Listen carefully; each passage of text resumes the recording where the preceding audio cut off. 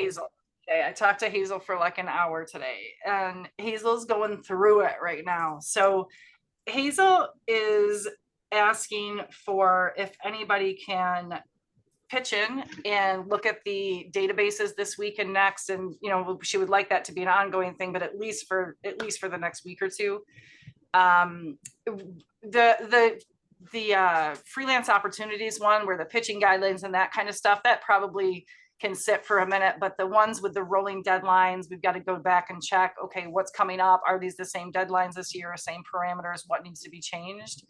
I have never been trained in it. I don't necessarily know exactly what to do, but I think we could probably figure it out. Hazel probably has some time to figure it out. She spends 3 to 4 hours a week on it. And I said, we can't, none of us will be able to do that, I'm sure. But she suggested, what if we could have a volunteer do an hour or so this week, an hour or so next week? It could be different people, right? Even if it's an hour is better than nothing. I'm not really familiar with that database, but I mean, are you asking for somebody to just check dates and deadlines? Because I have like a collection of stuff. It's all in there. It's in the database. If you open the Airtable, it all comes up as what's coming up next. You got to kind of see what Hazel will be able to explain this a lot better than me, and she's willing to have a conversation. She's not she's okay to have a conversation with somebody about it, especially if somebody's interested. So it probably will be better to have a 20-minute conversation with her.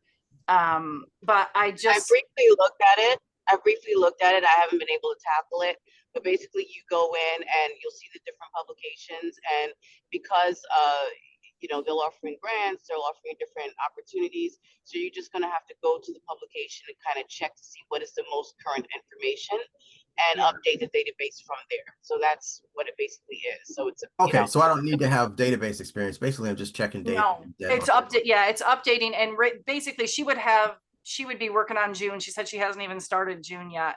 But even if we just got the first, I don't know, a couple of weeks or something of June, like the first 2 weeks of June, those deadlines out. And then if you can go back and look at the last couple of newsletters, you'll see how she sends that to Mike. So he will be able to put some of those deadlines, those upcoming deadlines, in the newsletter, which has to be to him on Saturday. So even if it's just a few that we can put it in to give to him, like, okay, I did 8, these 8 are updated, I'm going to send these to Mike, and then I'm done. I mean, right. And just kind of keep, chipping away at it. Solomon, are you up for it to do that Yeah, I have time now. Okay. Yeah, dying under pressure. Are you it's like an hour or two every, like 2 to 3 hours a week, something like that. Like you just sit down for an hour, go through it, check the website. Yeah. It's actually, I always think this with the, I think this for the other one too, like the person who does those, I feel like you're the best person to apply for all, right? Like you're in the know, oh, look at this one, people don't even know about these, and you're curating it, you're looking at it all the time, especially with the pitching guidelines. You're getting so in tune with what people want, what they're looking for. You're learning about things you probably didn't even know existed. I still look at things. I'm like, oh, they take pitches on this. I still go in there sometimes and look at different things, and I'm always surprised. So I do think there is a benefit to the person who does it too. It's just kind of being in the know on all that stuff and having it right at your fingertips and being able to access all of them at one time. I can also help out with that. I have some time on my hands as I'm kind of in between things, but yeah. So what I'm going to do, just to move on, I'm going to email, let me just write this down so I don't forget, because I have no memory. So I'm going to email the 3 of you together, James, Solomon, and Hazel, and then maybe even you guys can have a quick 20-minute session or something. Hazel's fine. It's not a health issue for her or anything like that, so I don't want to. She's just desperately trying to really retire, and we keep pulling her. Yeah, exactly. Exactly. She does have some really big stuff going on right now, and we just had it's some big stuff, but health-wise, she and Robert are okay. So I just want to make sure, because I was very concerned when she texted me that something major it is major, but it's not health. Okay, so moving along, I'm gonna share my screen. I shared the Google Docs with you guys today. Yeah, I gotta update that because I have some stuff, but I'll wait till you're done. I have some questions because Okay. I have some meetings that I'm gonna be making next week. So Okay. Here's the June, here's our today's, what am I trying to say? Here's the agenda for today. I think that we have too much going on for me not to be at the next meeting. And not, you guys can definitely do it without me, but I really want to be there. I just think we're getting so close to the conference and there's so many things. Oh, Nicole's not here. That's who's not here. Nicole and I are talking with Michael Koretsky the week of, like, somewhere around the 17th, 18th, 19th about the sessions. So I'm going to have that conversation. I want to talk to you guys about that, about all the updates for Media Fest. So what are your thoughts on if we move this July 1st meeting just to a date when I'm back in the country and can do it? Fine with When me. is the date Yes, for the second? please. Okay. Because like I have class every Tuesday this summer from 5:15 to 8:15 at night, so I can't make July Okay. or August at the moment. So if Okay. Are people okay with the Thursday if we meet on a Thursday? Oops. Yeah, as long as it's Yes. at this time or earlier for me. Okay. Yeah, it would be 6 is fine. Meet on Thursday. It'll probably be not that next week, but the week after. But I'll just send a thing out and just make sure, just typing in here, just make sure we can all get to it. So roughly what day It do you think is, it'll be? that would be probably, July. Oh man. Oh, July 17th. Okay. Would that work? Right when I come back from Ireland, I've got that next week is pretty bad too. We have some people coming in from out of town that I haven't seen in 5 years. It's my best friend from Texas, and they're traveling and staying with us. And I'm like, I don't know if I can do one of those. And I just want this one might be a little bit longer too. So just stay as long as you can or as long as you want. You don't have to stay for the whole time, but like our last one went 2 hours. Ruth, remember when you left? You're like, oh, okay, I gotta go. We were all wrapping up. We stayed on for another hour after that. So we were talking about the sessions. It was not like sharing our life stories. It was really, we just kept going. So I'm imagining the July one will be, so, okay. So Is there a version of the agenda that I can download? Because I use that for structuring the minutes. And the one that you're sharing on the screen, I can't download. You have it on Google Docs, right? You should be able to okay, I'll check. Yeah, you should be able to just have it in Google Docs. I shared it with you earlier today. Well, like an hour ago, maybe. So you should have an email that says someone shared a document with you. Okay. Okay, and then those are the next meetings: August 5th, September 2nd, October 7th. We're gonna do our annual meeting in person, I hope, in DC. So that October 7th, we'll probably just be talking about the final things for the conference. The conference is going to be about a week and a half after that or so, 16th, 17th, 18th, somewhere around there, I think it is. Does anybody know right now if you're going to the conference or if you're absolutely not going? I'm planning to go. Good. Okay. I'm leaning towards going. It's getting better, so I'm leaning towards going. Okay, good. James, you're going to be there, right? Because you live there. Yep. Although I'm trying to get a full-time job, so I don't know how many days I'm gonna be there. Hopefully I do get a full-time job. Yeah. Okay. And it will depend on how many they'll allow me to take off. But yes, I'm here. Great. Awesome. So, and then Susan, you talked about going. Are you going to? I am not. You're not. Okay. It will be the first one I've missed since like I know it's going to be Fort very Lauderdale, Yeah, but with the car stuff and with travel plans, it's just not gonna, yeah. From the West Coast, it's an expensive trip. So Yeah, it sure is. I know. like I could go to It's like the Japan most for almost the expensive. same amount. So Yeah, he's like the most expensive place to stay. It's like one of the I most know expensive. that hotel. Exactly. Oh my gosh, it's still expensive even with the discount. I already booked the hotel because I didn't want to miss the discount. Okay, so Sergi, what do you have an update for the membership? I checked in prior to that. It's not pretty in depth. Just got away from camp, special needs camp. But if what I'm seeing is what I'm seeing, then that's great. I mean, it went up to 621. I'm not sure, and I know there was discussion last time as to getting you know, what the past two times, because they updated the roster system, and the past two times we looked at it, it wasn't complete in terms of information for our members, where they lived, and a lot of that was pretty Yeah. important to us. Especially when we have conferences, kind of identifying freelancers in the area, we can kind of get to them based on location.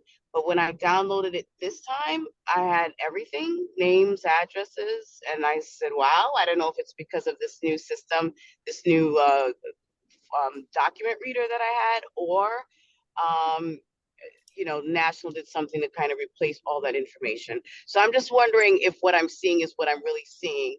I kind of scanned through it.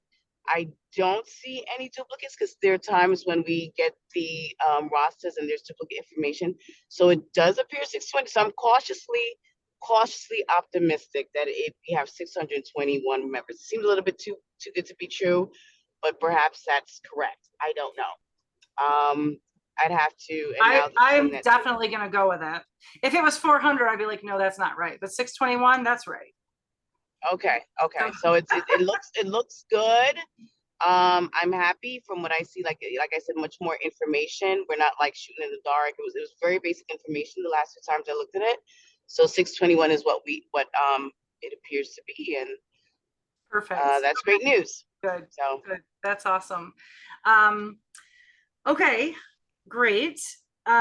We are just another little update that I didn't include on here. Nicole and James and I think Alexandra too, are going to be meeting in the next week or so. I don't know if we had a doodle poll. I don't know if it actually got finalized, but we're going to meet for the social media marketing, and we're going to hopefully put together a plan to really get the word out as much as we can on Facebook, X, Blue Sky, anywhere we are, in the newsletter, everywhere, about drumming up excitement for the conference, and then kind of putting information about the different sessions in there as we go. So we're going to hopefully have a plan together so that when we come back in July, we can share that. Nicole's kind of leading the charge on that, and she can share that with everybody. So there's that. June, Nicole's going to be answering emails. I don't know if she remembers that, but I'll send her an email. Let me write this down so that I remember. Send. So that's it. I check them too. I go in even when other people are doing them. I go in and check and just kind of see who's in there. For the Media Fest. Before we get into Media Fest, I had a real quick question. Sure. Yeah. It was about the IIJ stuff in the newsletter. Do we want to promote that? It's in July. But do we want to promote that in the newsletter? Yep, sorry, I did forget to put that on our agenda. I think so. I don't think there's a reason. As a freelancer, I think it's totally, I think we should be working together as teams rather than competition. I don't view them as like, oh, we don't want them to take members because people won't be with us. We don't want to, I think it's a cross promotion for both parts is good. And I think we could also reach out to them to ask them to promote what we're doing at Media Fest also. Absolutely. So if we're going to support them, they should support us. Exactly. And I think that's and we did this last year too. So oh, sorry. I was just reading Susan's, she had to change the X password. So we got to get whoever's gonna, are you still doing that, Susan? One. Oh. Yeah. Okay. Yeah, I'm trying to. Okay. There is a chance I might be camping during the time that the conference is happening. But I won't know that until later. Okay, so you're gonna have to cancel that. I'm just kidding. But yeah. We'll figure it out. Okay.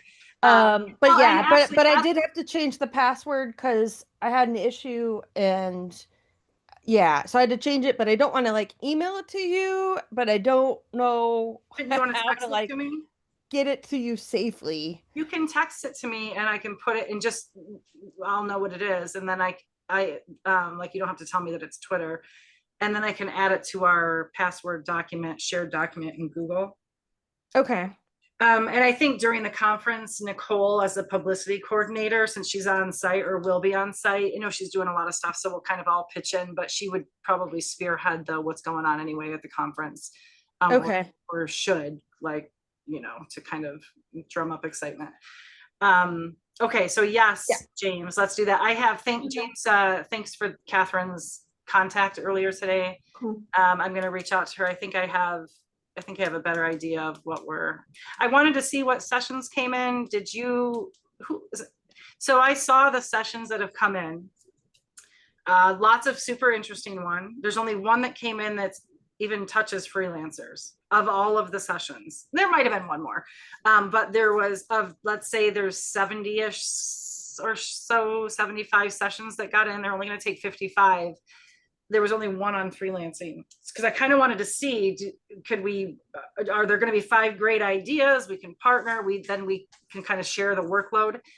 The person who pitched it was starting, the topic was starting from the ground up as a freelancer, and mentioned in the description about young people. So I think this is a great person to just reach out to include and put in on the session with James. James and I talked a little bit about that already, or emailed about it. And they said they're excited about that. So, right, James, you're interested? Yes. I was. Do you have the contact information? Like, can I reach out to them in any way? I don't have the contact information right now. I can Okay. probably get that from Koretsky. Do you have a name? Yes, and I think off the top of my head, because I was going to vet this person. I think his first name is Brennan. And that could be either, I don't know gender, but Brennan, I think, is the first name. And I was going to vet the person, and then I completely got sidetracked. But I told you I was vetting them, and then I never did. But I want to talk to Koretsky anyway about it, just to see. And they have to send their information in with the session ideas. So I'll have I'm assuming he would give us the information to reach out to this person. So Yeah. I think they'll be. I don't know. I would be thrilled to work with somebody, but it could be they're like, yeah, no, I don't want to do it. So we'll just see what they say. But I will try to get that information for you. I'll figure out the name. So are we thinking convince them to become part of our session for young journalists, or? Yeah, yes, that. Because Yeah. it seems silly to have the same topic in 2 different times and places. Right. And I wanted to see what was coming in, because I didn't want all of a sudden them to get, oh yeah, it's a yes, and Koretsky doesn't know that we're working on the same thing, right? So that's why I need to talk to Koretsky about it, to say, hey, we've got this already working. Can we'd like to reach out to this person and partner with them. Yeah, I would love to have them on. Like, I'm building out my panel right now, so I would love to talk to him and see his background, and I would love for him to be like on the panel and everything. So that would be really cool. Yep. Like, the more the merrier. Yeah, and I think it's a good way to, I think, and they didn't have a title. I will say that it just said freelance producer in their title. So they're, I don't think. Ooh, but that's good though, because the person that I'm screening tomorrow, she's in news, like she's writing in print in digital print. So it'd be interesting to have someone that is in a different format, in a different medium. Because I'm print, I'm writing. So that's interesting. Wait, what did I say? Did I say freelance producer? Yeah. I didn't mean to say that. Oh. I'm sorry. Just a freelance journalist. Oh, okay. I'm sorry. That's Interesting. because I'm a freelance producer. That's what came out. I don't know what they're in. I'm looking for the person right now. But while we're on this topic, I'm going to have the name to you in a minute, James. While we're on this topic though, we were going back and forth with all those emails about what do we do? How do we separate these? Should we have 2 sessions? And I think we need to come to a meeting of minds on that. Let me pull this up. I sent you guys over a document that it's in here. It's like hyperlinked in this MediaFest document that kind of structures out, it's called the Freelancing for Newbie Sesh. That kind of structures out and kind of differentiates out the session from Freelancing 101. And if you want, I can break down kind of my reasoning and my thoughts and the coverage of it. And Solomon and I were talking a little bit about this before the meeting. So I can break down those thoughts if you want. Yeah, and if you look at the, you can still see my screen, right? Ruth has added this today about the freelancing 101. So this talks a little bit more about what topics she would cover. Tips for launching a freelance journalism venture. So if we differentiated enough, and I think if we have the spin, my suggestion, if we have the spin on the young journalist one, because there are going to be students there about how to freelance as a student in college too, how to get started in college, I think that will be wildly valuable to people. Yeah. And then people are getting master's degrees and everything else right after, right? So to even think about working while you're in college and how do you do that, and how do you network, and how are you credible if you're still in school, right? Like talking through those types of things. But I'd love to hear from other people, especially people who thought we should not do these. Whoever's making all the thumping and bumping and ringing, could you put yourself on mute? Yeah, I heard that too. I don't know who it is. So whoever said that they are not into the 2 different sessions, I think Ginny was questioning whether we should have 2. Hazel might have, obviously she's not here. I think there was another person too, but I just want to make sure that we kind of talk this out. So does anybody else have something to add about this?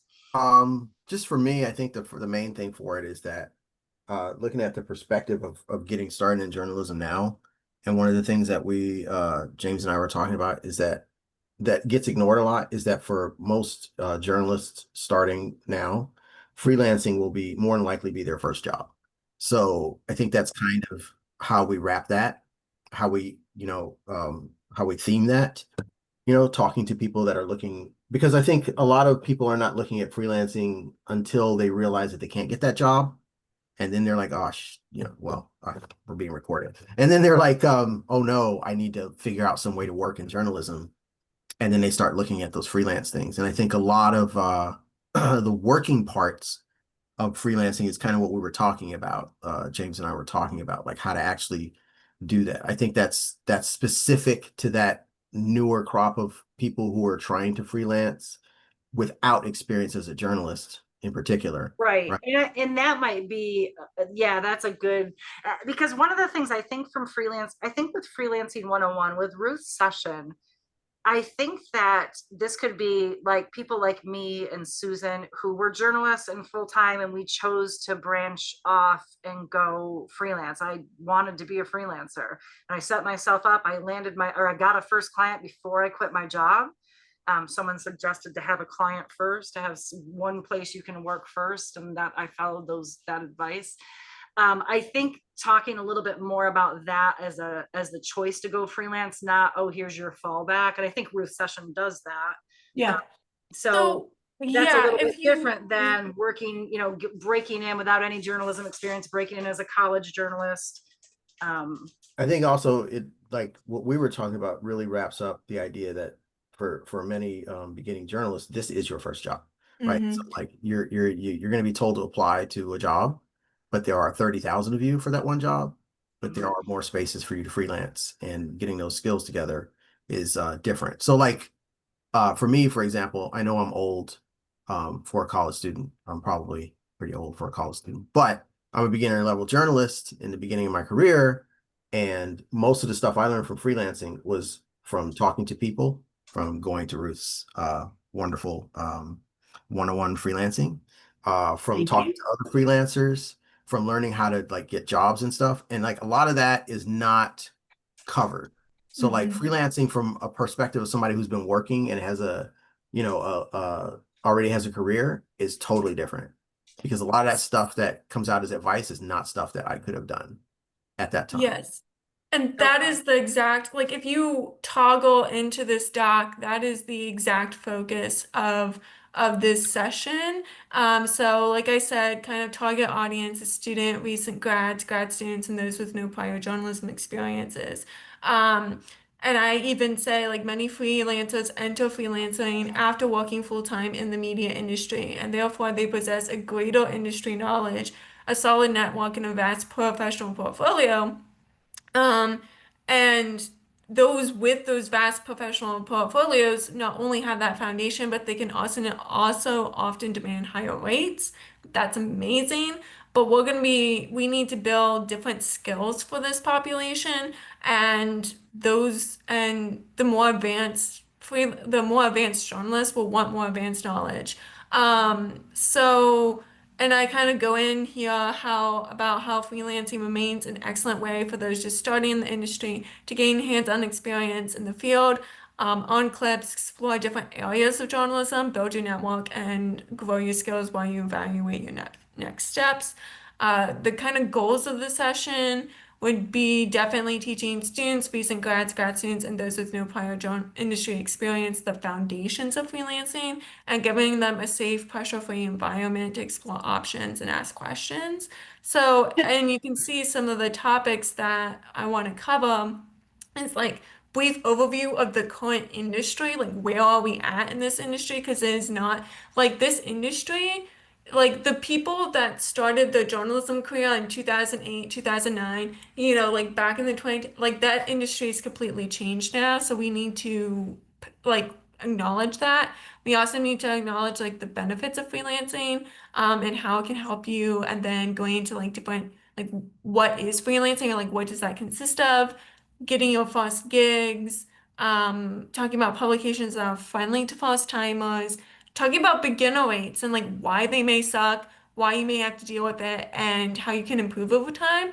Also talking about like survival jobs, like stating plain out that you may have to get a survival job while you're kind of in this like I call it like an in-between space, like while you're kind of new and building things up, because you don't have much to bargain with, and then also going heavily into networking of ways that you should get involved, why you should get involved, how you can get involved, how to build up your networking tips. Because like when I was in college, I was just out doing things, but I wasn't networking. So really honing in on the importance of networking, building your brand, cleaning up your social medias, and also teaching folks to like the art of like cold calling, cold emailing, and reaching out.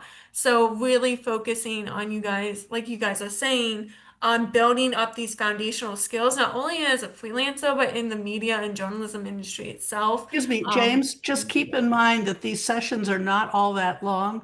This is really Yeah. good stuff, but it might be way too much for a 1 hour session, Yeah, so we're gonna have to especially like if you have definitely more than narrow one it person. down. And I would love to like walk with you guys and walk with Solomon and walk with my panelists to really narrow this down and really like focus on like what do we really want to focus on. But that's just like the general idea and like how it would be different from freelancing Right? 101. Yeah, and just so everybody knows, every session this year is 55 minutes. Sometimes we've had a couple 2 years ago they were somewhere 90. That everyone is 55. We do leave 10 minutes at the end roughly for questions and just kind of discussion. So we really can't plan on going to 55 for each one. So I would say we really need them to be 45 minutes. So, and that includes, I don't know, 7 minutes of introductions, especially if you've got a few people on Right. the panel. Right. So just make sure, sorry, Solomon, I just want to say, I think that at this point, I think we can support the two different sessions. I do think that the college, I think if you phrase it as working in college and then could freelancing be your first job? Can freelancing be your first journalism job, right? Because freelancing 101, I think, is more geared toward people who do have industry knowledge, who've Yes. been working and who have credibility already built because they've been working somewhere for a couple of years, even if it's just for a year or two. So I think we can differentiate them that way. And I think so for Ruth, and Ruth's got something written in here already. Let me just go back and see. So yeah, this looks good. Just, we need to get a description for each one of the sessions. And I think that will be the next step for these 2 sessions, to make sure we have the description, that they're different enough that someone's not going to be like, why would I go, why are they doing 2 of the same thing? So James, if you can read Ruth's description there and just make sure that yours is, it's good. They should be about that long. I don't know if there's a word count yet, but in the past it's been 75 words roughly for a description of it for the program. And that's what we need to do moving forward with the rest of these also. Solomon, go ahead. I cut you off a little bit there. I was just going to say, to speak to Ruth's thing about it being a little long in the description, I think one thing we can do is maybe we can look at the panelists. James and I can talk about that, because I mean, you know, the panelists' expertise in what they do will probably limit what we talk about. You know what I mean? Like if we don't get the thing that Ruth has going for her is that she has the experience, so she can cover like almost everything that's in her thing, right? But James and I need to get some people to cover the gaps. So if we get those gaps covered by people, then yeah, but I think what we should do is maybe sit down and figure out what the 2 of us can like actually collate as far as information that we have on our own, and then we can fill the gaps with the speakers, and then whatever else we don't, that becomes something you do in the future or spin off, and we can talk about that more. And you can also ask your speakers to focus on one aspect of the overall session. Yeah. So that they don't, first of all, so they don't repeat each other. And secondly, so you focus on whatever their special experience or skills might be. And that also helps the speakers feel a little less uncomfortable about speaking. Okay. Yeah. Yeah, we can definitely look at that. This is a very short pitch. I'm just gonna read it really quickly. This is Brennan Labrie, is the freelance journalist who pitched the story to SPJ, the session in the headquarters, for the convention. It's called Building a Freelance Career from the Ground Up. And this is what he says. Breaking into journalism after college can feel daunting. Young journalists face unique challenges like sending cold pitches, juggling side jobs, and competing for staff positions. In this session, early career reporters in local journalism offer practical advice on pitching, cultivating a network, and finding creative ways to get published and paid. I think he fits in perfectly, James. Yeah. I think so too. I want to talk to this dude because yeah, I just wrote his name in your document, so you have it. Okay, cool. Because I'll be talking to Hannah tomorrow. We're meeting up for coffee tomorrow, so I'll be able to get her expertise, and then I want to meet with him and get his expertise.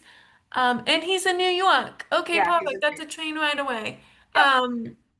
So yeah, now he did say like something Solomon about said, we can he did say plug something holes. about a panel. So he might have other people. So it could be just, we have to talk to him about, well, we only are really going to have room for 3. We've already got this person. You're going to do it. And then, you know what I mean? You might have to cut out whoever else he's, or maybe Yeah, them, might have to be like, slow you boat now. Also, Catherine's offer is still there, but I know you're going to be talking to her about other collaboration, and we can kind of figure out like where and I we think want that to put her. I think I would love to use her for one that is maybe a little bit harder to find a speaker for. I agree, because she's and using her expertise, a little bit more of her experience and her just her life, what she's done with her life. I think we had her in one of these as a potential, in the freelance income puzzle, building a sustainable career, diversifying income streams. She might be perfect for that. So I'm going to read her about that. Samantha Sunny, I don't know how to say this last name, but it's Sunny or Suni. But the freelance toolkit, we got an email from Samantha today that said she's having a little bit of a struggle with getting information from headquarters about whether or not she would be teaching at the session or at the conference. So I don't know if it's going to go because she hasn't had an answer yet. And she is waiting to hear that. So she said she's not sure she's going to do this. She actually said she wouldn't, but that might change. So we do need another person. Hazel was working on that one, but we do need another person for the freelance toolkit. The guy that I love it won't do it, I don't think, because he used to be with SPJ, and then I think it ended badly. So I don't think he'll do it. He is the best one for this, though. I mean, Samantha's good too, but okay. So let's push forward with the 2 freelancing sessions, one for young journalists and Freelance 101. I'm going to leave it up to Ruth and James to get the descriptions of those. We probably should send something to Michael by the end of this month, just to, it can still change, but just to let him see it. Yep. Even if I had a document that I could share with him by the 17th, 18th, 19th, somewhere in there, we're meeting, just so even in the next like week or so, if you guys can send that to me, Ruth, I can use what you have here. And then the next one, Mastering the Medium, that I'll update this with the little description of that. I have a description for this. The freelance meet and greet. Oh, who wrote that in there? Denise Barnes. Did I? Oh, you guys, we talked about this last time. I have emailed a few people. I know Denise, if you need someone who can contact her. Oh, I would love it. Yeah. That was what I was going to ask you about, because I'm Perfect. I just don't want to say too much on camera because I'm doing some stuff. But like that was the one I had suggested, I think. Okay. And I was going to ask you about that off the record here, and then I do want to talk to you about that as well, Ruth. Okay. Okay. So I've got several people. I've heard back from a couple. I think Eater is going to, they want to do it, but of course they said it's too early to really commit, but when we're closer, we would love to. I've had a no, NPR. I'm trying to get NPR, and they said they wanted to do it, but the person I talked to was located in Maine. So they're trying to find me someone from NPR in DC that will do it. So I'm plugging away at that. That usually takes me about 4 months to sort out. So those updates will just kind of be coming in. All that work, and I still get like 6 editors. So, I'm not familiar with the area. Is the Boston Globe nearby, like a reasonable distance? how close is Boston to DC? I don't know. It's not on the train route, but it's not that far. I mean, I think it's an hour flight. I don't know what it would be. Yeah, driving. it can't be that, but even driving, I bet it's not bad. Yeah. Because I was gonna look at their flag and see if maybe there was somebody we could reach out to for the Boston Globe, because they're kind of Yeah, and I've reached out to people in other cities before, and actually for this one, the one in DC, I had, I think 2 of the editors traveled to, and without pay, without anything, and they came to do it. For So me, I'm sorry. I was just going to say, I think that DC is a city that if someone was going to go to a conference, like San Antonio was tough, right? That's hard to go to, but there's a lot of other networking opportunities in DC. They might have other work out there. They might be able to couple it with something else. Same with They might have a local bureau. Exactly. So I still think we should ask, especially Boston. I think we should ask people that are kind of out. I'm starting with DC people, but I'll branch out. I'll keep going. Smithsonian, I think I can get Eric Okay, that's next Devine. on my list. Okay, He did it before. I think he'll do it again. So, and they pay very well, like $1 a word or more, I think. So I'm still working away on that one. And then building trust as a freelance journalist, I put Hazel as the kind of the producer. I'm gonna put myself there. Hazel can definitely. I'm fine with her doing it. I'm gonna put myself there just because of just to lighten her load. This is all set though. I think Lynn and Molly want to do this. I've already been to this session. It was outstanding. So I'm super excited about that. I have to actually let me. I just need to email them to confirm. We've talked about it once, but I need like a second confirmation or I get nervous. So there's that one is going forward. The freelance toolkit, okay, that's one that's not going forward at this point. If we can think about anybody else who might be good for this, for the toolkit. What was with the toolkit? The lady that was going to do that, was she doing multiple toolkits, or what was she doing? I don't know. Hazel knows more about this one. She's the one who suggested Samantha. She is the right. I vetted her a little bit and saw like, oh yeah, she's going to be good for this. And like she might hear from SPJ in the next week. They're starting to get the conference stuff going, and she might change her mind and be like, oh yes, I am going to be there. I'd love to do this. So I'm sort of hoping that that will happen. But I don't think it's a problem to reach out to other people. And then if someone else comes in, we can just say, well, do you want to share it? Or we've already got someone because you said no. So Okay, because my question on there was about partnerships, because if we can find out what the tools are, we can ask for partnerships. I've been going to a lot of these conferences. oh, brilliant. What Okay. they do is when they have their toolkits, like the investigative journalists, the IRE, they'll get toolkits that are just for the session sometimes because the person asked, and they'll give you a 6-month trial. They'll, you know what I mean? Wow. Like, Okay. they're like right now, these toolkits are hot. Like everybody's competing because that's one of the places where the apps are growing. So you have a lot of Okay. different places that are competing, and to be seen in a large organization. So can I, you are a good contact person for this one, Solomon. I'm just putting your name in here on this about, just so we don't forget it, like contacting, what do we say? Like app designers or producers. App designers, yeah, for like discounts or whatever. I'm just gonna say discounts, but we know what we're talking about. Okay. Trials. That's yeah, mostly what they were giving was like 6-month trials instead of like their 1 month. Perfect. Okay, that's a great idea. That's a great idea. So we'll keep plugging away on that one too. I kind of wanted to come back to that too, because I wanted to see what I wanted to talk a little bit about some of the tools, because I don't like, again, I wasn't sure what she was going to use. I was hoping we maybe try to talk to that person, but if she's not going to do it, depends on. Yeah, I mean, if she's going to be there, I think she's happy to do it, but I'm not sure she can. I don't think she's going to justify. It sounds from the email, it sounded like she couldn't justify the trip to DC unless she was teaching. Okay, because there's like 4 or 5 tools that are coming up that people are really asking about. Okay. Well, maybe. Okay, good. Do you use them? Maybe you should. I use like 3, and then maybe I can try and find someone that uses 2 of them. Like Bandcamp is one that's new that a lot of people are using in newsrooms. Now, is this for productivity, to help you do your work, or is this like transcribing, making graphs? Okay.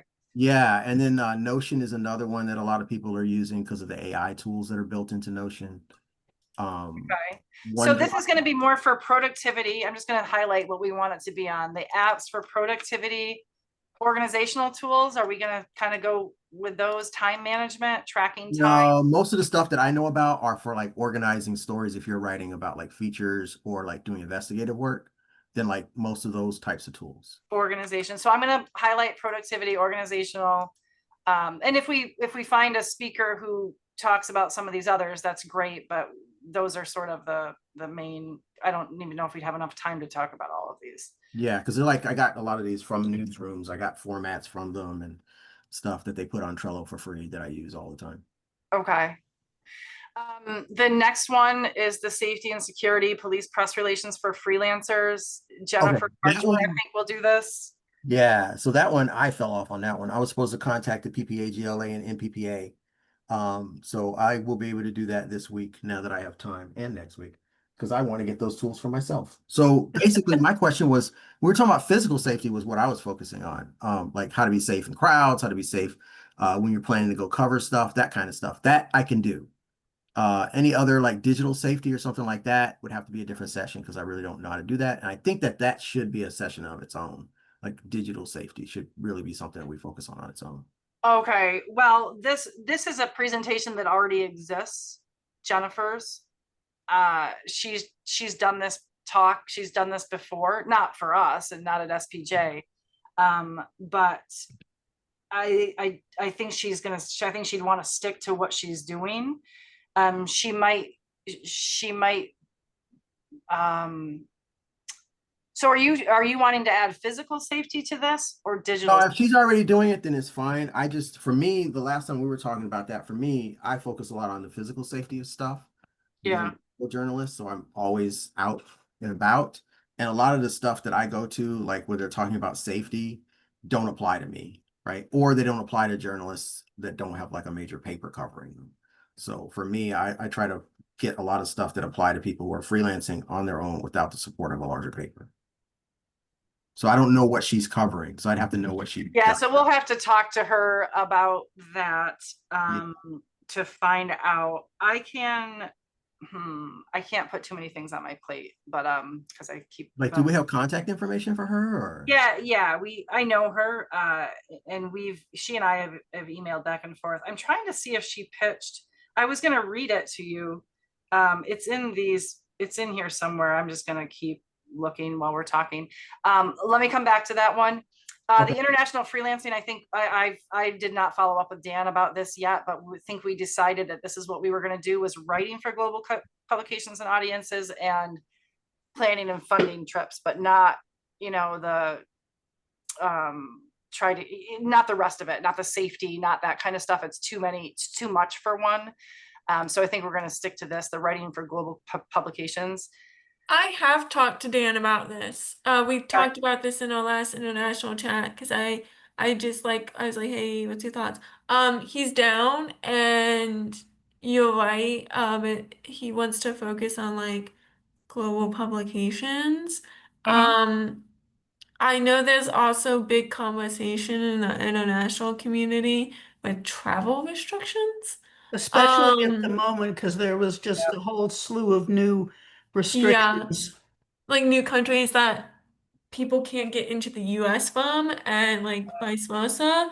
Well, and Um, I do think though, there's a lot with international freelancing right now, but I will mhm, say that I think for our knowing the crew that shows up to these conferences for the last many years, I think if we've got how to break into global publications and how to write for global publications, if that is the main, how to find stories across the globe, how to do it from your own house without actually going there. I've actually done that. I've done phone interviews and done that in in overseas newspapers. So I think that should be the focus. Certainly some of those other things will come up, and I think probably the 10 minutes or maybe 15 minutes of discussion will probably get very animated, and we can probably talk about some mhm, of that stuff. Um, because I think if you're just wanting to know about how to write, how to find these what global publications accept freelance submissions, that kind of stuff, I think you're going to be less worried about how do I get in and out of the country? How do you might just want to mhm. be doing stuff for England or the UK or Germany. You're going to be And fine. also, in my experience, it's been a while, but in my experience, you can often write for global publications without leaving home. Mhm. Oh yeah, yeah. So it's Yeah, and worth mentioning that these restrictions should be tracked or paid attention to, but I would not spend more than 5 minutes on I that agree. in the I session. totally agree with Ruth. Yep. Yep. Yeah, I think just like you're writing, if I'm writing a story for a magazine based in, North Carolina or something, right? Like it's the same thing. It's just mhm. how do you get in that I global? got a couple of questions. And oops, sorry, I'll let Solomon go, but I was just gonna say if you need help moderating that sesh or help with that sesh, I can help with that because I'm like now I'm a part of like so many SPJ chapters and communities. It's insane, and the international is one of them. Dan was just like kind of like, "Oh, you're a part of us now." I'm like, "Cool." Um, so if you need help with that, I can help you out. Okay. Yeah, and I put myself on that one just because I've done so much internet, because I lived overseas. But yeah, I'll put you on there too so that we can I think to have several of us in the audience, not up on the stage, but in the exactly. audience to chip in when it's appropriate is a good idea. And especially if there are no questions, we should all make sure that there's a question. Yeah, We'll it be can the be the plant in the shills. audience. Exactly. Oh, I still can't find Jennifer Karchmars. Okay, so we talked about James's breaking. Solomon, I believe, had questions on Oh, that go ahead, one. Solomon. So, Just really quick, can you when you guys are saying global publications, I mean, like I'm not sure, I'm a weirdo. So like the public there are a lot of publications that write about politics that are global, that are based in the US. You're talking about publications based outside of the US that write about different things around the world. Is that the understanding what we're talking about?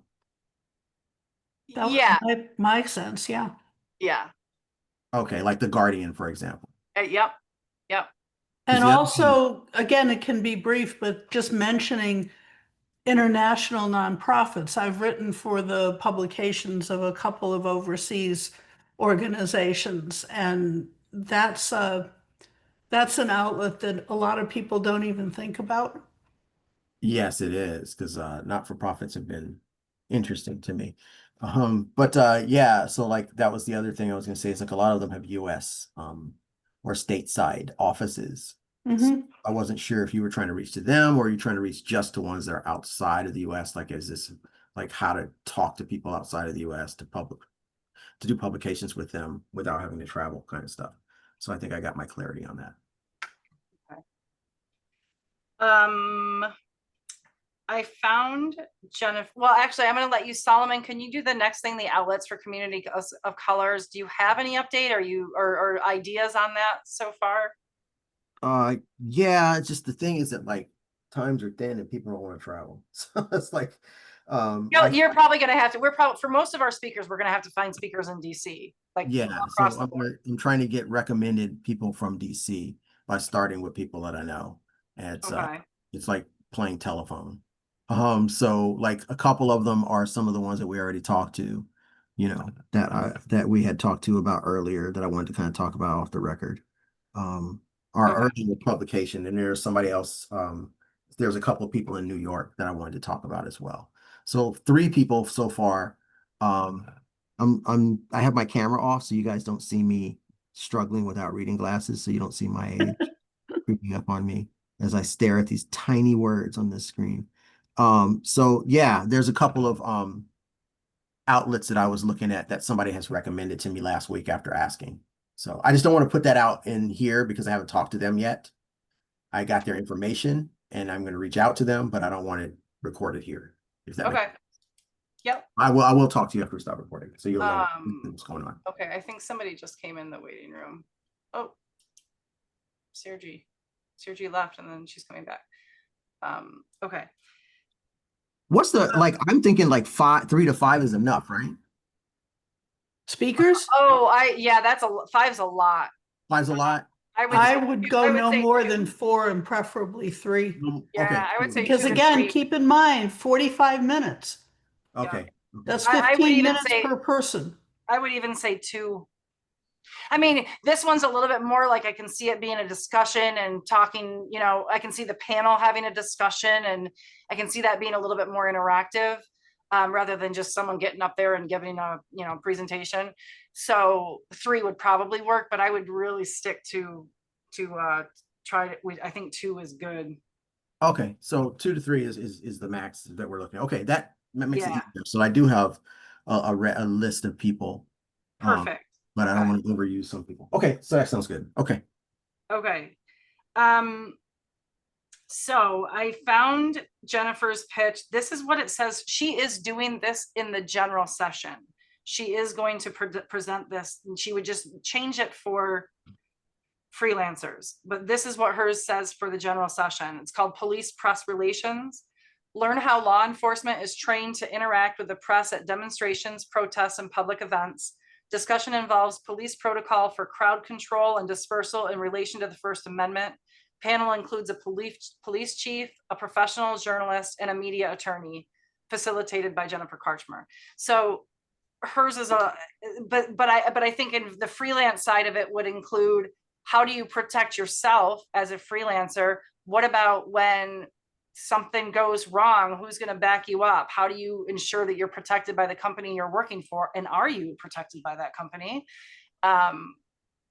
So I think she's gonna, I feel like she sent me an email on this, but I just went through my emails with her and I don't see it. But she has a freelance angle for this too. Okay. Because so that's around that's the same kind. So she is, I think, talking about that, she's talking about just police protocol for crowd control. I think that covers a lot of physical safety, actually, maybe more than I expected now that I see. It depends. Like the NPPA includes that as well, and the PPA GLA. But there's like things that you have to do to prepare that like catch people off guard that they don't do for their safety. There's like a lot of physical personal preparation that gets ignored. That's kind of what I was focusing on. Because I've been to these kind of speeches before, and they're helpful because it is good to know like what police tactics are so you don't get caught in a trap, that kind of stuff. but like Yeah. not knowing how to prepare for that, none of that stuff really helps you if you don't know how to prepare. So it Okay, depends. I'm gonna put in here that I'm gonna, oops, I'm going to reach out, Stacy, email Jennifer, and I'm gonna see what her, to get a write-up of the freelance angle. And then I might, then I'll loop you in, Solomon, and we can kind of take a look at that and see if she thinks, oh yeah, let's include that angle. And she might say, oh, I'd like, Solomon, you might be able to partner with her on this. To have the two, I don't know if you're interested. Sounds like you know a lot about it though, and I don't. It sounds like you'd be a good speaker for this one. I don't know if you'd want to partner with her. Would that be something you're interested in? Yeah, that's fine. Okay, I'm gonna just put it out there about the I'm gonna send her an email and see what she thinks first, and then Solomon as co. Okay. Yeah, because a lot of the stuff I'm talking about seem common sense, but like you'd be surprised at how many people pass out from dehydration or some trapped somewhere for 12 hours and don't have like a bar of food or didn't charge their phone or nobody knows where they're at. Like that's the kind of stuff that I'm talking about. Like you need to know before you know. Or a type 1 diabetic named Stacy goes out and does stories and doesn't bring sugar with her and has lows in the middle of interviews, because that's I mean that stuff can really anyway. Okay, so then the outlets for communities of color, Solomon's working on. We can talk about this at that part after Solomon. Nicole is the freelance income puzzle. Nicole was going to be putting this one together. I'm going to reach out to Catherine first. I'm just going to run this by her and see if she's interested in doing this or being a speaker on this panel. It might just be her, but Tim would be great too, I think. Ruth, this is the one we assigned you to that when after you got the phone call. But that's fine. You'd be great for this because you've done this. Yeah, and my only question is, why are we including a journalism professor? What is his okay? So let me this for this one, Ruth, we'd have you moderate it. We'd have you kind of introduce it and introduce the speakers. I think you told me Stephanie Overman last time. I don't know if Rob Wells would even be interested, but he was interviewed for a story on writing for trade publications. It was a great article. I'll have to find it. And he had a lot of good sort of tips in there. I don't know why. Maybe he did this before he became a journalism professor, but he was able to talk eloquently on it in his quotes anyway, and seems to know a little bit about it. He had some good tips in there. I'll see if I can find that and send that to everybody to see if you guys agree. I don't know if he would even be, I just thought because he's at the University of Maryland, it might be good because he's right there in town. I don't know this, Rebecca Baker, I don't know her contact information. Does anybody know her contact? I can look her up. Okay, Hazel suggested her. So I mean, and Stephanie, I think Ruth, you suggested Stephanie. So maybe Stephanie, Rebecca, maybe if we could get Rob, great too. I think this one could be, because it's such a very concentrated topic, how to write for trade publications. Yeah. And I think hearing from a few different people where it worked, how it worked for them would be great. Okay. Isn't our magazine considered a trade publication? It's an association publication. Yeah, I don't know if you'd call it a trade, would you? I'm not sure. Lou Harry's always in my editor meet and greet. He'll be in that. Oh, okay. So you're already kind of. So we'll have him. Yeah, I have him. He comes in every year. He's great. He does a great job with it. Okay, and then we talked about the mental health and freelance life. This one we had in as our 12th. I think we could still have a couple more, but the 12th one for sure. These are the 12 for sure that we decided on last time. And Sergi, what are your thoughts on this one? The mental health and freelance life, boundaries, avoiding burnout, healthy work hours. Okay, you're just asking for my thoughts on it, or just kind of an like update what are you? Yeah, and if you haven't done anything on it yet, totally fine, because I haven't done much on. I've only done anything on the editor freelancer meet and greet, so I don't mean to put you on the spot. I just wanted to know if there was. Oh, no problem. No, I kind of just updated it right before the meeting, so you may not have seen it, but I ran in and grabbed the comments. So, and I'm driving, so please excuse me. I think, hold on one second. The first speaker, like I said, I'm driving. Do you have it in front of you? I Kavita have it. Yep, Cardozo. so I do have it. So I'm gonna highlight. It sounds like Bridget Schulte is a yes. That sounds great. Amazing. Right. She's a yes. Kavitha had lots of questions. You know, asking about the time commitment and just kind of follow up. I try to answer it as much as I can, but I'm not sure if she might not be a good fit. Okay. So which is great that if, like I said, what I'm seeing is what I'm seeing in terms of the freelance roster, then I will kind of use that as a guide to kind of look at additional freelancers in the area. Okay. To see if we can shore that up. But Bridget was the only one who was enthusiastic. She loved the topic. She said definitely, Perfect. barring time constraints or barring time commitments, she sounded like she definitely want to be there. Okay. So, even if we ended up with one person, I think that would be fine. So we'll try to get another one. I crossed out. I saw what you said about Jonathan, so I just crossed him out since he said he's not okay. sure. And I'll let you, if Cardoza gets back to you, you can let us know. But yeah, I think you'd be able to find people in DC easily to talk about this. There's Right. there's an organization, I'll try to find the name of it, with the St. Louis Black Journalists High School workshop last year.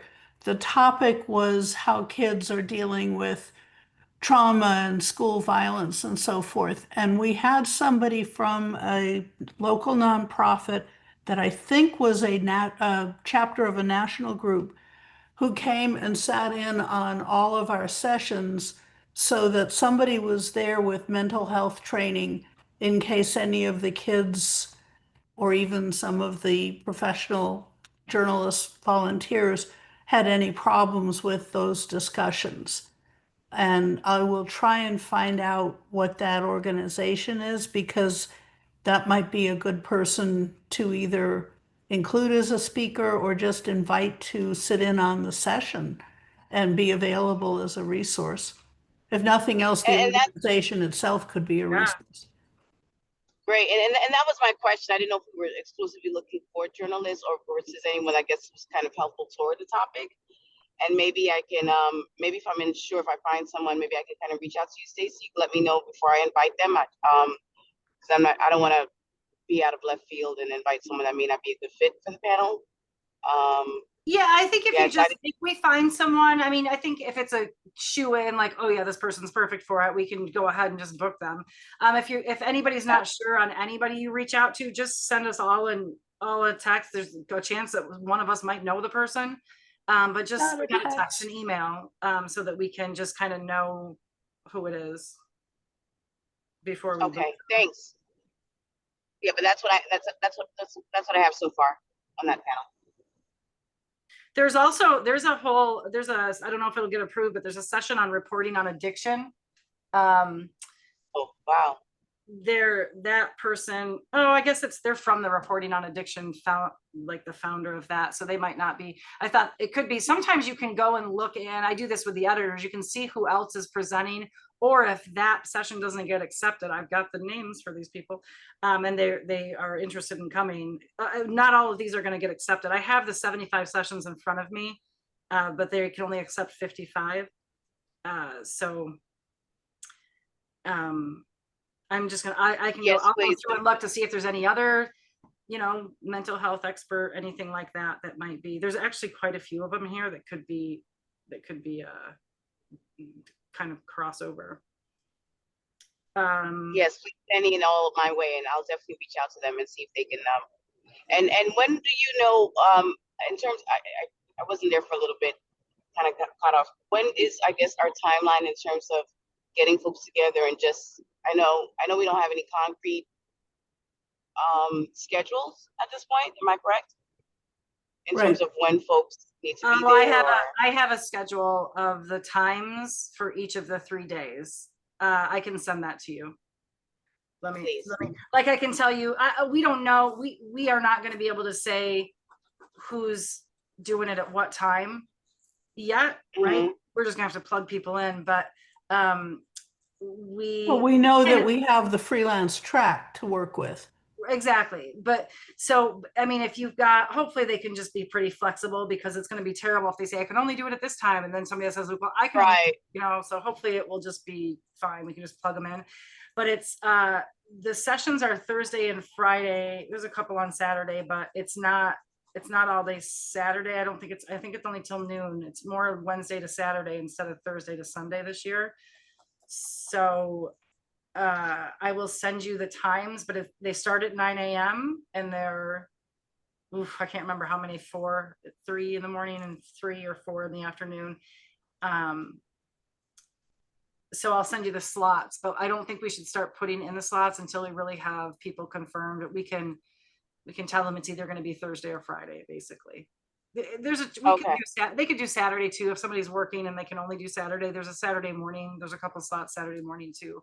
I just don't think those will be as well attended. We have a room for, I don't know, 14 to 16 or so sessions. We certainly don't have to fill those up. But there are some other ones on here. I thought there would be more AI sessions pitched in the general sessions, and of the 75, I think there's only one that talks about it, and all it talks about is something about how to use AI, like or when to disclose if you're using AI. I've actually already been to that session too. I went to that session in February. It was good, but it's not about how to use AI as a freelancer or AI tools, or sorry, as a journalist or AI tools. I think that we could, since no one else is doing it, I think that we could put that session in there. I think that would be like a standing room only session. I got a guy for that. Like, I can ask if any of my panelists want to come back. Because I did a session on like how journalists can use AI specifically in FOIA, but like they do AI stuff in general. Like one of them is a co-founder of an AI like tool that is specifically for journalists. And this is the one you're doing in another month or two or something? No, this is one I did this one back in May. It was May 19th. Already, okay. So it's out, it's done. I can send y'all the YouTube link, but we can always ask those folks like, hey, want to come back? Yeah. One is in New York and one is in DC. My instinct is there's enough out there about AI. I'm not sure we want to use up some of our time on that. Every time I turn around, another professional group is doing a session on something relevant to AI. Well, I think that shows us how popular it is and how much people want to know and learn about it. No, maybe. I just think it's overdone, but that's just me. Yeah, I think I would do this less about AI tools and the AI apps and any of that kind of stuff. I would focus this, or I would get the most out of it if I could learn how to use, what can AI do to help you as a journalist, not, oh, you shouldn't do this and you shouldn't do this and this is unethical. I want to know how can I use it ethically, but how can I use it to help me? What can it do to help me as a journalist? I've gone to 3 AI sessions for teachers over the last 6 months or so, and every time I walk away, I learn something new. They're all different sessions. They're all on the same topic, but I learn a little bit better. I just learned how to do a rubric for an essay, and I was really struggling with coming up with my own rubric, and AI is doing it for me now.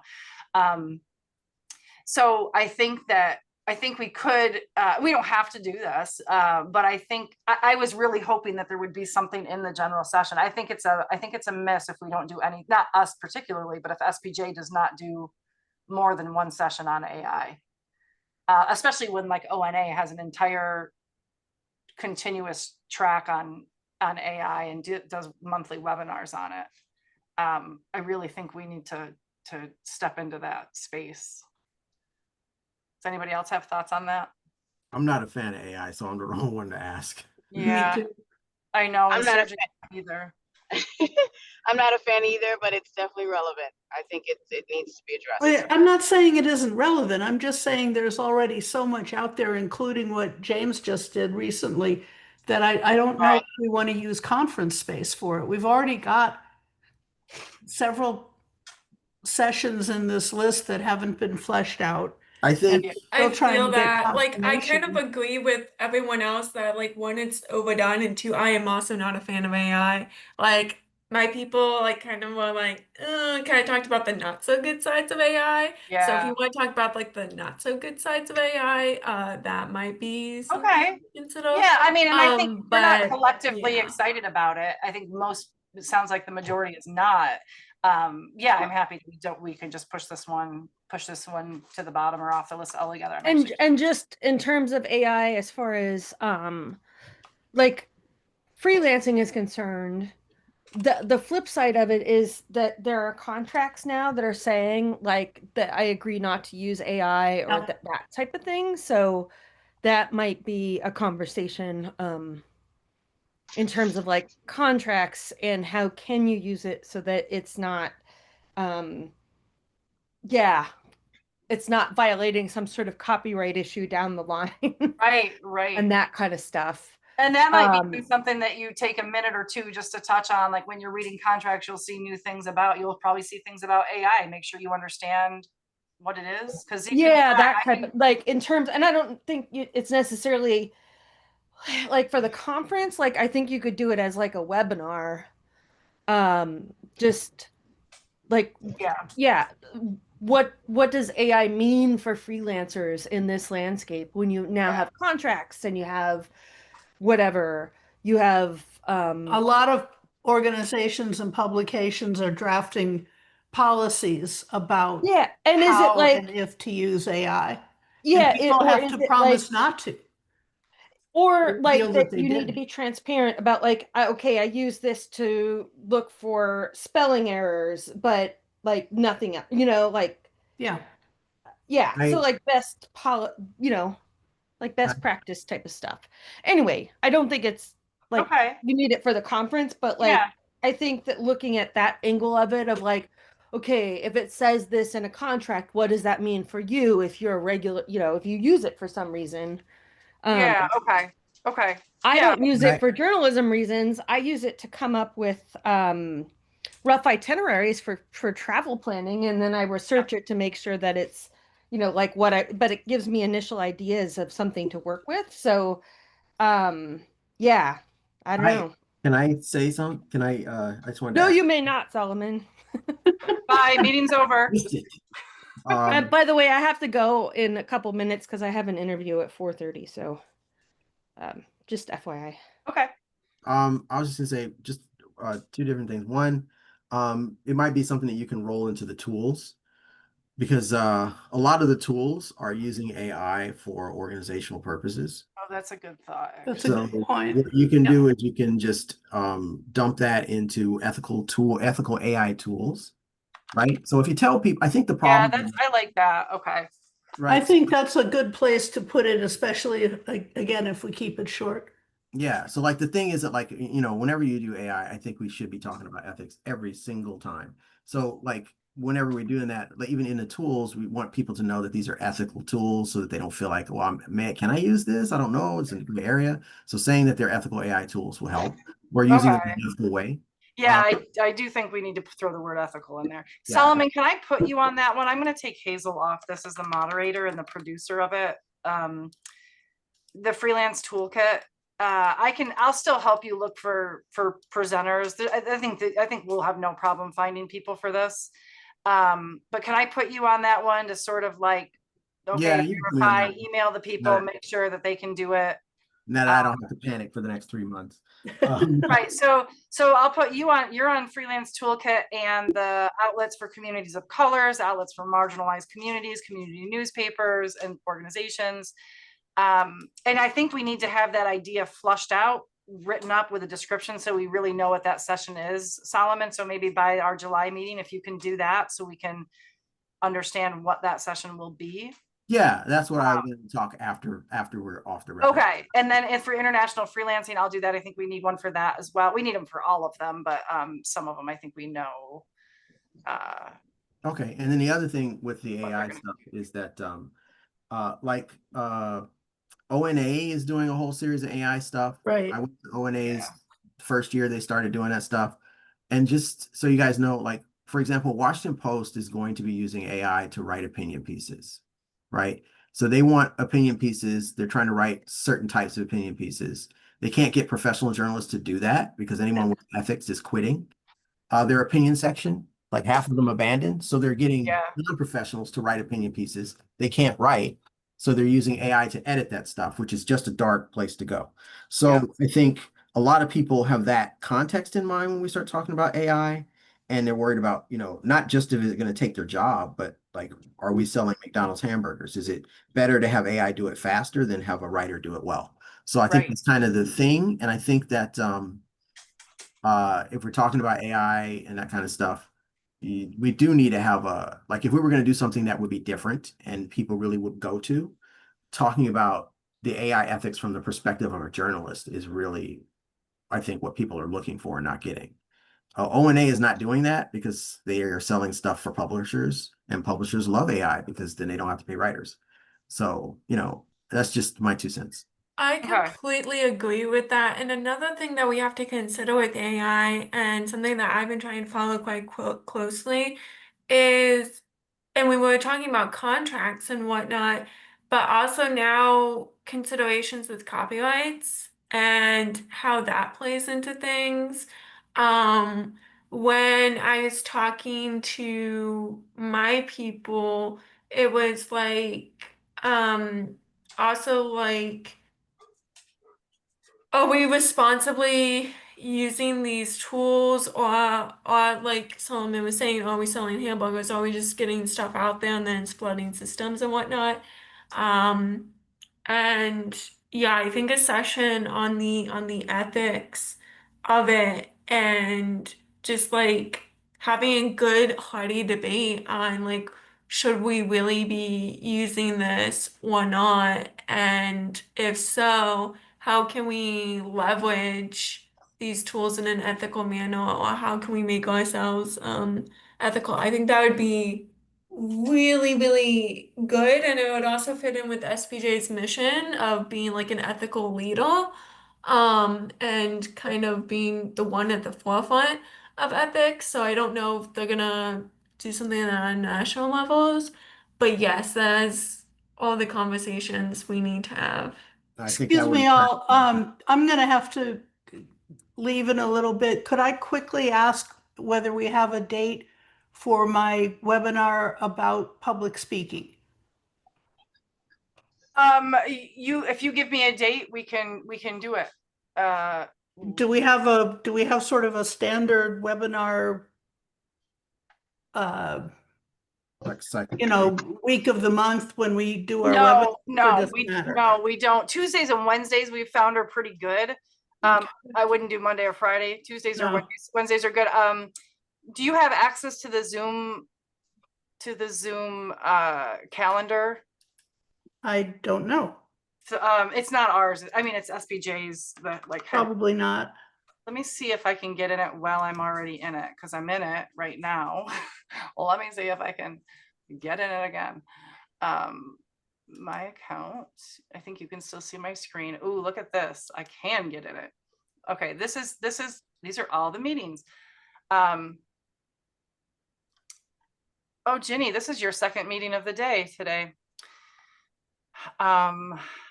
So July, you're looking at July, right, Ruth? Yeah, I think that's what we said. Yep. So Monday, July 7th, Tuesday, July 8th. It looks like anytime, that's it. There's nothing booked after July 8th. You can Oh, good. Okay. So you could certainly do it at any time, and it looks like any day after, but there's also, well, you don't want to do the 3rd or 4th. So yeah, I would say after. How about if we aim for, what does everyone think about Tuesday, July 15? Tuesday, July 15. What if, so that was going to be the day, because I can't do it the 8th. We're going to cancel July 1st. Oh, unless you want to do it July 1st. We already have that booked, but we're going to cancel it July 1st.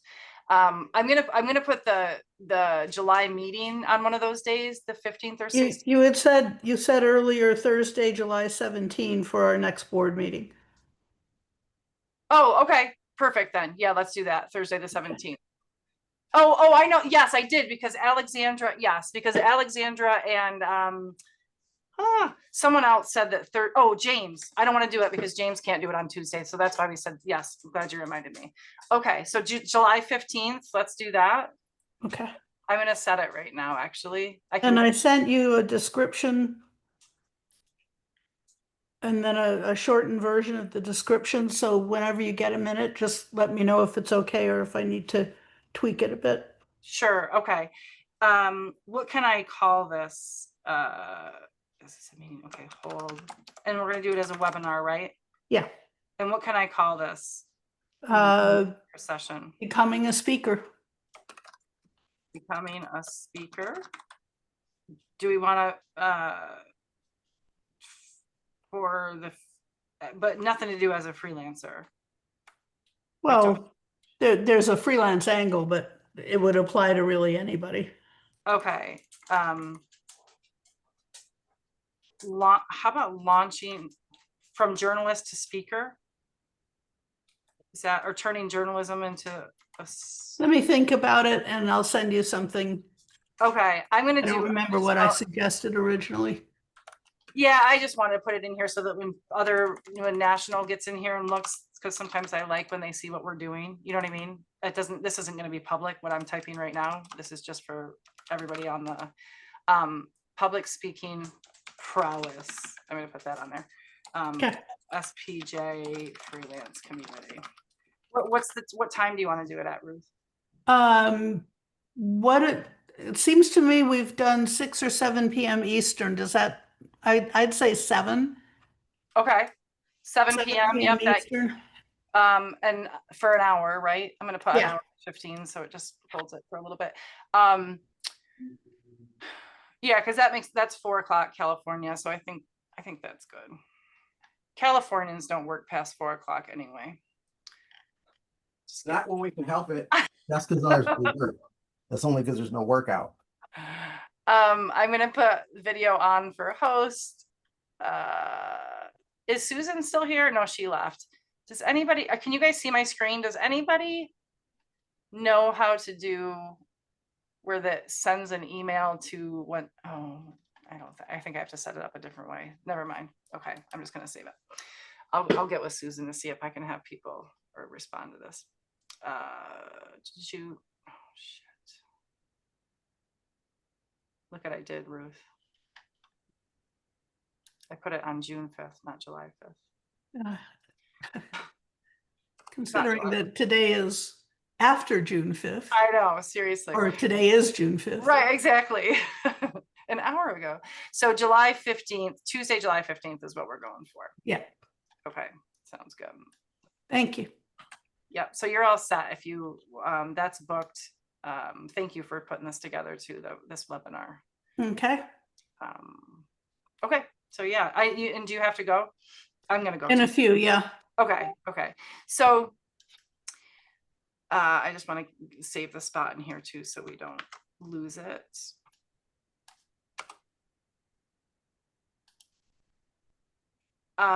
So the list, do you all have the Media Fest up in front of you?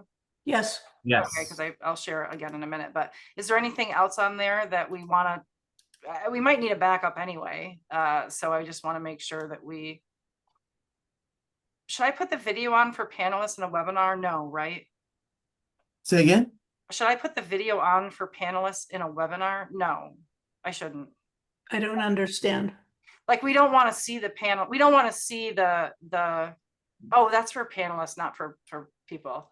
Yeah, you should have the panelists on because we want to see the panelists. And if Yeah, they people want to see who's speaking. Yeah, Yeah. exactly. I was actually thinking it was the people attending, but no, it's not. No, not the attendees, the presenters. I'm going to do automatically record in the cloud. Okay. So we might need a backup anyway, but we could also, if they all pan out and then we have another couple, we have time for it. So how would we order these last few? Do we want to flesh out any more of these? What are our thoughts on these next few, like 13 through? Can we rank them with a Google poll or something rather than having to discuss them ad infinitum? Because we've already talked about all of them. Yeah.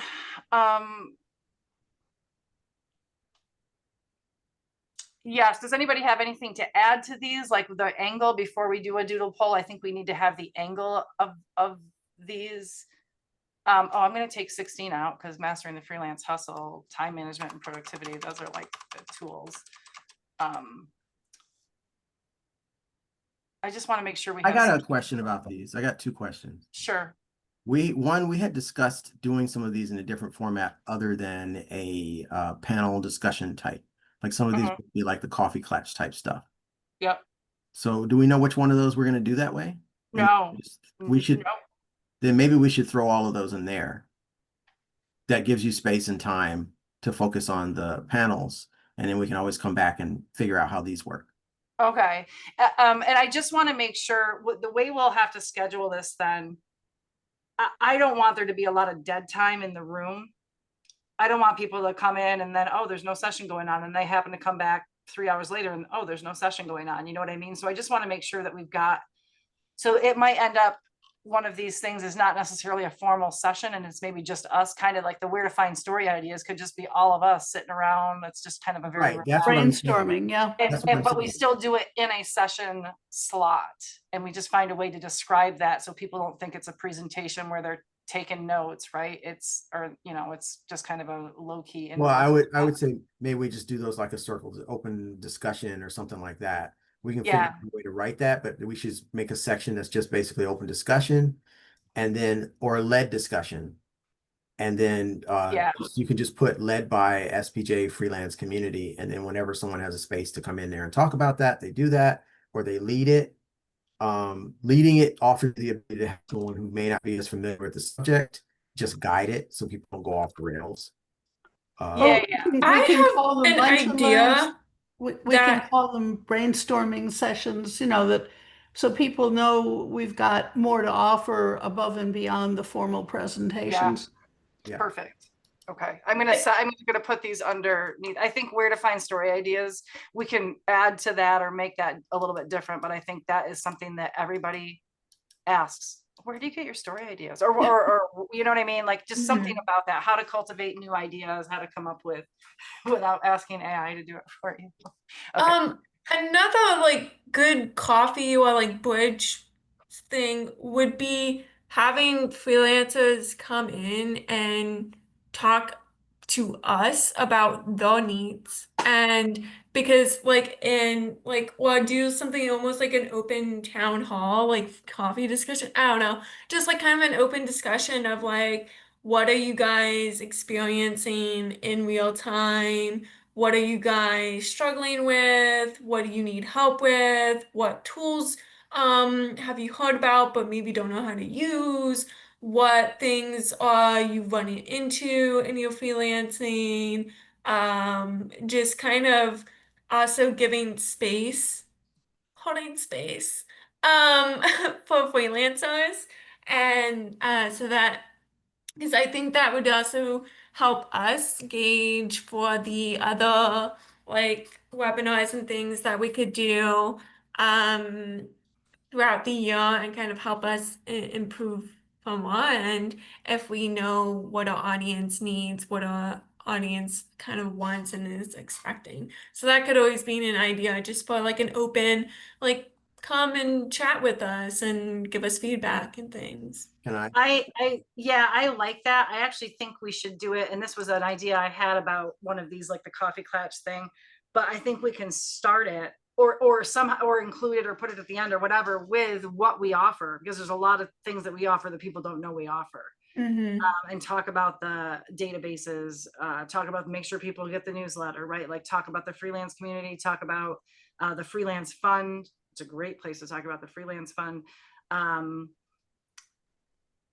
think that might be a good place too to introduce the fellows, just to say these fellows that won the scholarship this year. I was going to say maybe you might want to think about bookending it. So the beginning would be the first session would be the introduction of what the organization is, what it has to offer, what you think, and introduce the fellows. And then James's idea can be towards the end. after they've had a chance to look at some of the events and the stuff that we've offered. What do you think? I mean, it can be like a what's on your mind. Yeah. And Okay. what else do you need? And also, we could create like a Google survey with like a QR code that people can, so if they don't have time to stop and chat, they can like take a picture of it, take it with them. We could print it off on a flyer, so that way we have that feedback and we're keeping the input of our community in mind. Yeah, and then you can just make that an open comment section so that we Mhm. can actually get real feedback in written words instead of limiting it with questions. And I think if you bookmark it, that gives it a finality in the end. It also Mhm. would be more likely to make people come to it because it looks like most of the time you come to the first and the last event of a section.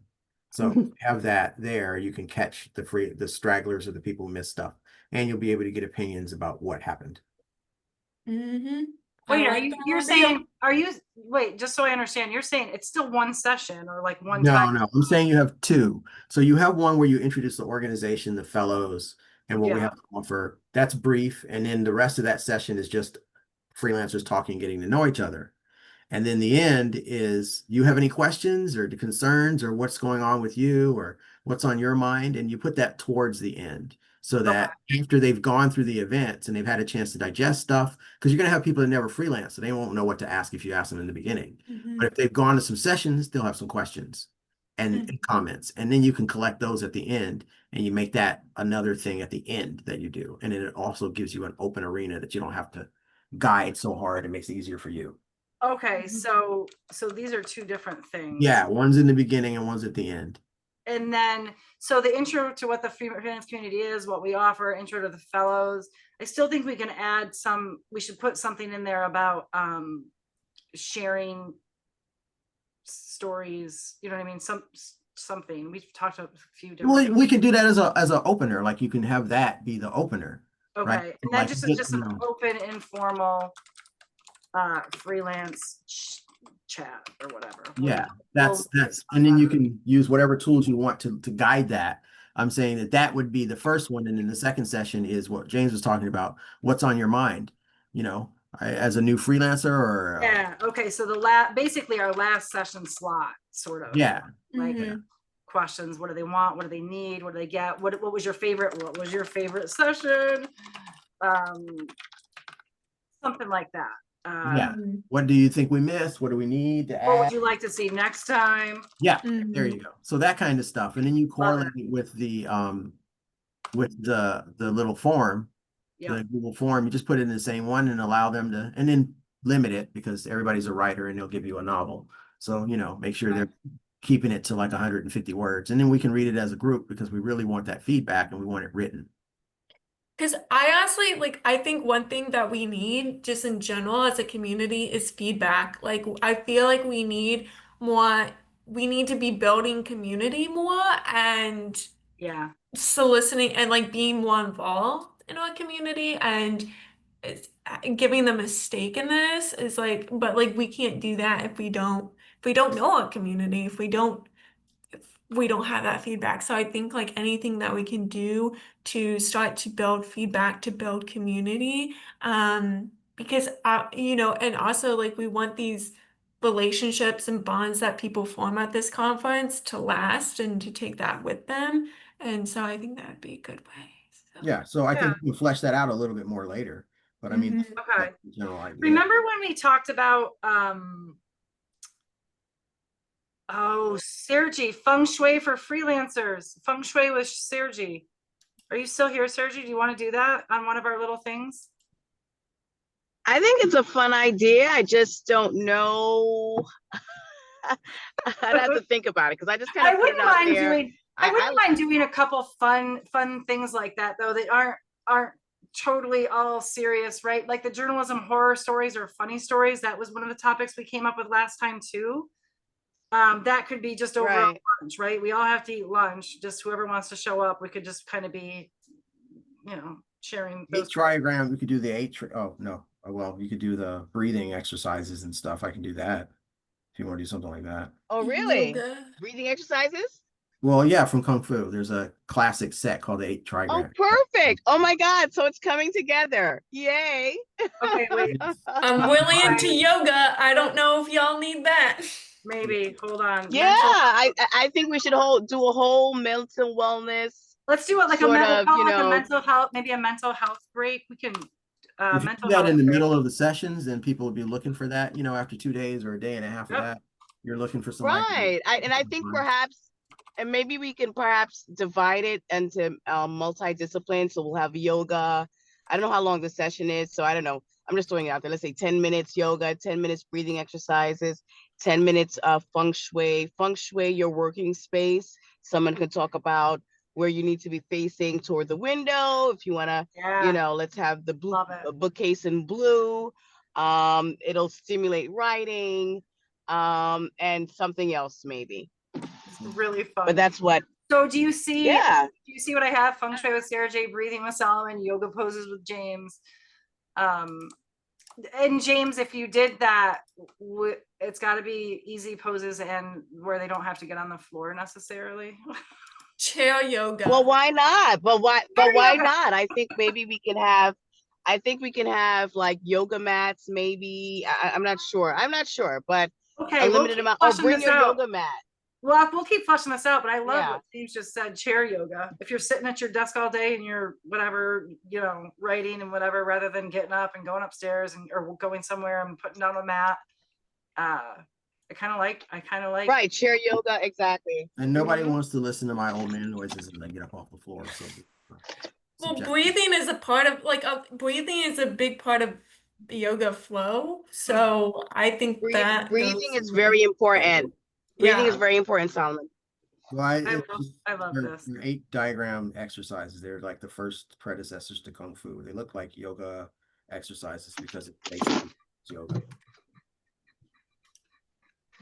Does anyone know a Feng Shui expert in the DC area? Maybe I can, I'll have to look for that one. Yeah, you got to get. I think it's important thing. You got to get a compass. You got to get the Feng Shui compass. You got to get you some Bakwa mirrors in your house. Right. I mean, I think it's really important because people work at home, and a lot of times it can be depressing. It can be isolating. And the fact that, when you are within your own space, I think it should be a stimulating sort of, as much as you can, have it a stimulating atmosphere where you could produce work. So why not face the mirror, move your chair this way versus that way, what have you. But I think it's coming together. Love it. Yeah. Okay. So I've got these under open discussions, brainstorming, networking sessions. I'm just kind of what's going to be kind of an umbrella, and then where to find story ideas, finding a client.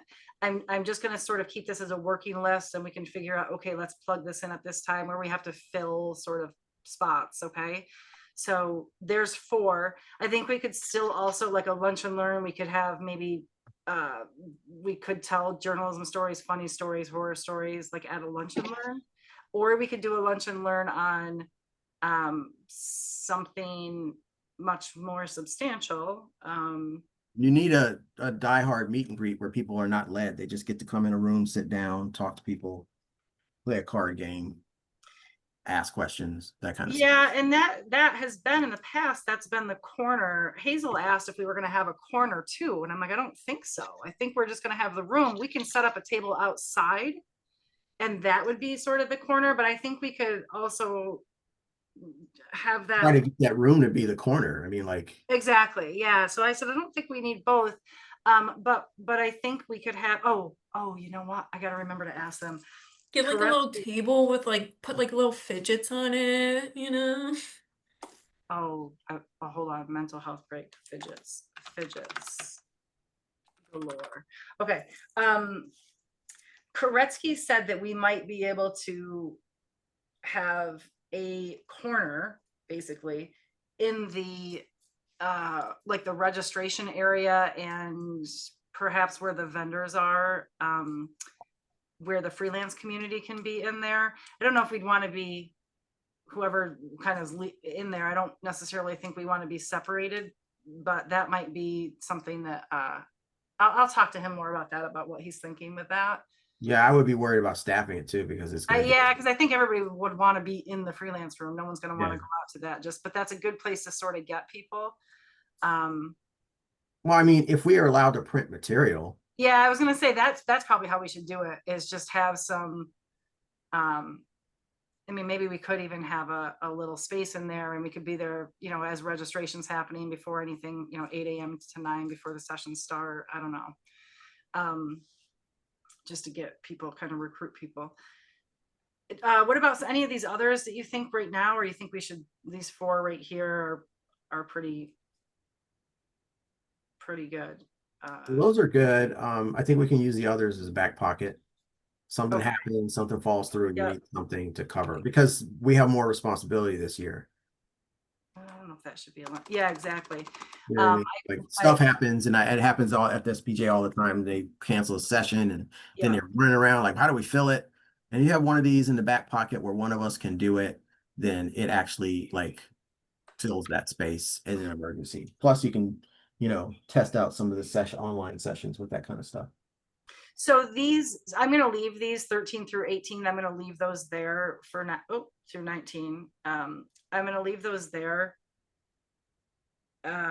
Just so we can kind of keep this. So this isn't obviously a final list, but it is these 12 sessions are pretty, I think, pretty final. And then when we get like more of the timetable, we can look at what we need to fill. Yeah, I'm going to send you the timetable of what I'm going to send it. Let me make sure I highlight that. So send all, and I'll have more information after I talk to Koretsky later this month. To all members. Okay. And then I'm actually going to put the journalism and horror stories up like with like a lunch, not necessarily a lunch and learn, but like a I don't know, just something to talk about. I think we probably all have good stories to tell, like when we were kicked out of whole cities or whatever. Yeah.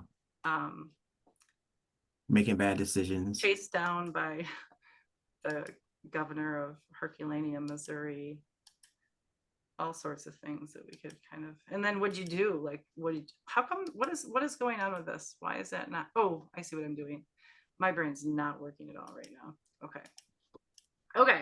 So those, I'm going to just put this one would be like over lunch, casual. Could be other stuff too, other stories too, but just kind of fun. I interviewed somebody once where I went down into their basement to interview them with 2 dogs that I thought were going to kill me. And I was like, this is not safe. This is not where I want to be right now. Thankfully, I had a male camera crew with me, 2 men.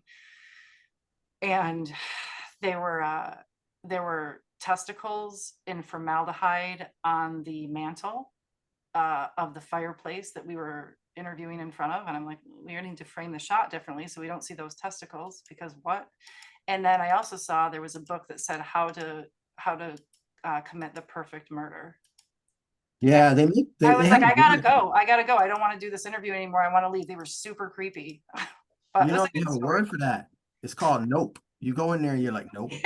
I should have noped myself right out of there. But I was so worried about not getting the story, you know, so you had to come back. This was in Missouri or whatever. And oh no, this wasn't Missouri. This was I think it was Chicago. Missouri was where I got kicked out of by the governor. But it was in Chicago, and it was my last story of the week. And you have to come back with 10 stories, or else I was going to get beaten up by the president of the company. You know what I mean? It's just one of those, like, you're so desperate, like, it doesn't matter. I'll do whatever I can to get the story. Yeah, that sounds like the beginning of a thriller. And I said I really liked their Christmas. It was right before Christmas. And I was like, oh, I love they had Peanuts Christmas, like Snoopy on skis. And I'm like, oh, I love these. These are so cute. Just trying to make small talk. They're like, oh, I can get you some of these. I was like, okay, great. And then they asked for my address. Nope. Yeah, to send them to me. I was like, I'll just have them send it to my company, because you can easily look that up on, you know what I mean? Like, you can easily get that. So I had them send it to the production company instead of my home address. See, people would be yelling at the screen if this is a horror movie. They'd be like, get out, girl, run. I'm like walking downstairs. These dogs are growling at me. Yeah, get out, girl, run. Oh, that's like white girl horror. I'm sorry. It was. And if I was alone, I would have been dead that day. There's no way I'd be here right now. But there was 3 of us. I think they were like, oh, we probably can't kill all 3 of them. Like whose testicles were in the formaldehyde? They talked about those. And I'm like, Oh, I think it was one of their dogs. Like if I'm remembering correctly, it was one of their dogs, but it's just as weird. It's just weird in general. Yeah, I know. No, that's a nope. Really weird. Nope. Well, Hard now pass. that that's all on recording, let me stop recording because Yeah, that's please. 'Cause that's no. I gotta get back to my meetings. Okay. I think we should have stopped recording prior to the testicle story. Yeah. Are we done recording now? No, hold on. I just forgot to stop recording. It always takes me a minute to figure out where my record, there it is. Okay.